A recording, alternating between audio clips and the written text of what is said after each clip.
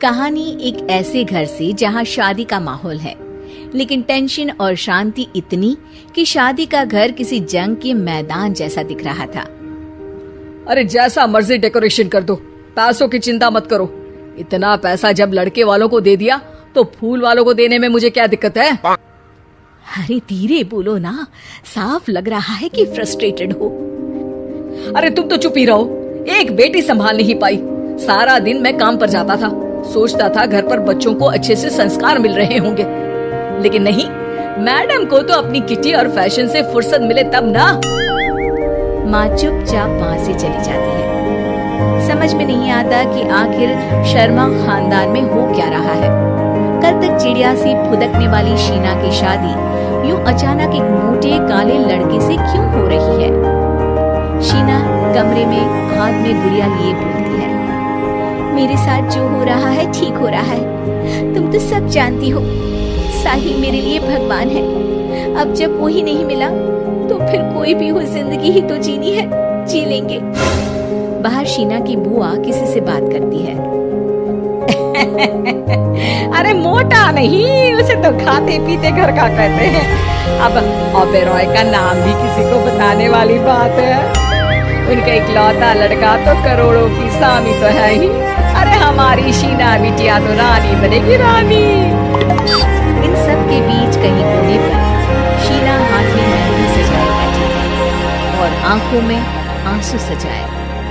और वो समय भी आ जाता है जब शीना मंडप के नीचे हाथ में वरमाला लिए खड़ी होती है, लेकिन तभी अफरा तफरी मच जाती है। कोई कहता है, अरे लड़के की माँ को हार्ट अटैक आ गया। अरे अच्छी खासी थी, कैसे हो गया? अरे कहते हैं ना, किसी किसी लड़की के पैर अच्छे नहीं होते, हो सकता है कि मनहूस है ये लड़की। शीना पास खड़ी सब सुन रही थी। फिर शीना अपने कमरे में आ जाती है। शादी ये कहकर नहीं होती कि लड़की मनहूस है। अब लगातार शीना के लिए लड़के देखने आते, लेकिन आस पड़ोस या किसी के कहने पर शादी हर बार टूट जाती। लेकिन एक दिन, अंकल, मैं काफी दिनों से आपसे मिलने की कोशिश कर रहा था, लेकिन हिम्मत नहीं हो पा रही थी। अरे बेटा, हिम्मत तो हमारी टूटी पड़ी है। वैसे कौन हो तुम? मेरा नाम साहिल है अंकल।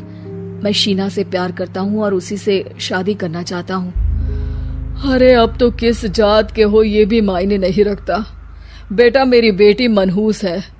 ये सब कहते हैं कि इसीलिए उसकी शादी नहीं हो पा रही। अगर तुम शादी करने को तैयार हो तो ठीक है। शीना की शादी साहिल से हो जाती है। अगले दिन साहिल की माँ का देहांत हो जाता है और एक बार फिर लोग शीना को अपशकुनी कहने लगते हैं। अरे खा गई दीदी को ये। अरे क्या जरूरत थी साहिल किसी मनहूस को घर लाने की?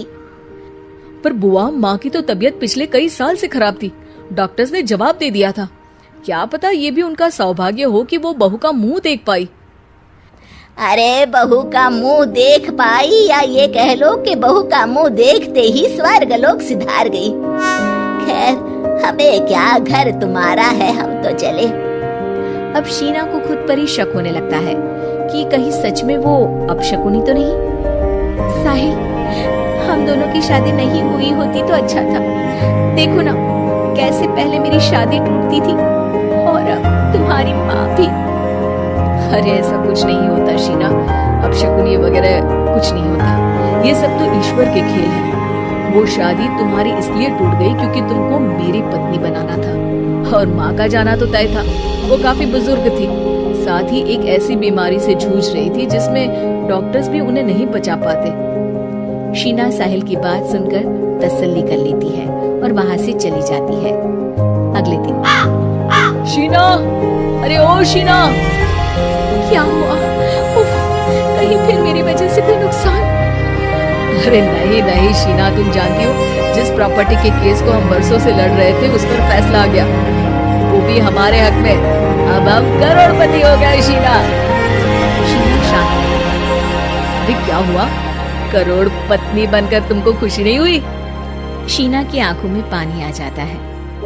चलिए जी, कुछ तो अच्छा हुआ मेरी जिंदगी में आकर आपके साथ। साहिल शीना को गले लगाकर कहता है, मेरी नई नौकरी भी तुम्हारे ही आने से लगी। ये प्रॉपर्टी का केस जीता, सब कुछ तो तुम्हारे आने के बाद ही हुआ। फिर तुम मनहूस कैसे? ये सुनकर शीना खुश हो जाती है।